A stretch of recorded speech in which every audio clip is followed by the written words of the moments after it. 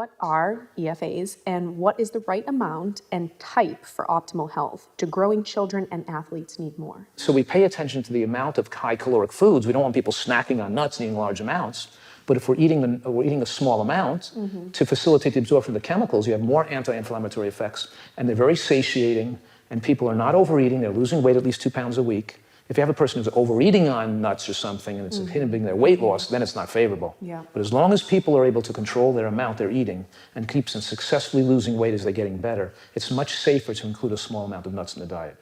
And then with the meta-analysis, not just the Seventh-day Adventist study, the Seventh-day Adventist 2 study that came out in 2018 showed that those vegans and those Seventh-day Adventists, the near vegans and the vegans, in the lowest quintile of nut and seed consumption, compared to the highest quintile means 5 different categories, had a 39% increased risk of cardiovascular death without eating nuts and seeds compared to those utilizing nuts and seeds.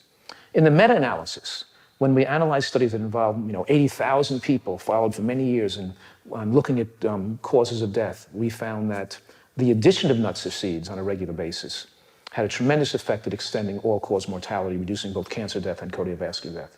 It makes you naturally want to eat less calories. Caloric adequacy, or I should say, micronutrient adequacy suppresses the appetite. And paying attention to the nutritional quality of what you're eating makes you much more satisfied and helps the brain get over food addiction. When you flood the brain with nutrients, it's the, how should we say, the therapy to enabling people to control their unrelenting and uncontrollable appetites. Yeah. And fiber too. Absolutely.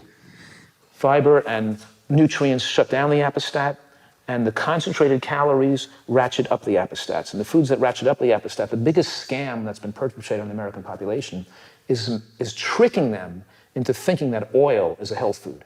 They're pouring oil over their food, which is excess calories. And people, because when you eat an oil, it doesn't ratchet down your appetite.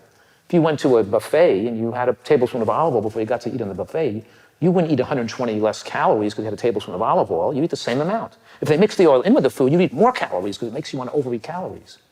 And those calories have no fiber and no significant nutrient load, and they ratchet up fat storage hormone. They rush into the bloodstream very rapidly, and they make you want to eat more food.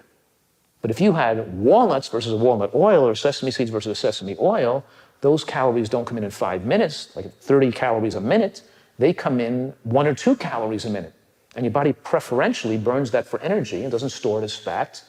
And all those calories are not biologically accessible to the body because a percentage of those calories are passed through into the toilet bowl. Because the sterols and stanols, the fibers of nuts and seeds, pull the fat into the toilet bowl, and they suck some cholesterol out of the villi, out of the blood vessels, as they're pulling fat into the toilet. So there's biological effects that make when you have fat consumed in a whole food like nuts and seeds, a completely different biological effect than when you take the fat out of the food and pull the fibers and the sterols outside of it. It's the same thing we see when you eat sugar out of the, when you eat the sugar in an apple or in a mango or a berry, it's completely different biological effect than if you took the sugar out of the food and ate it without the fiber.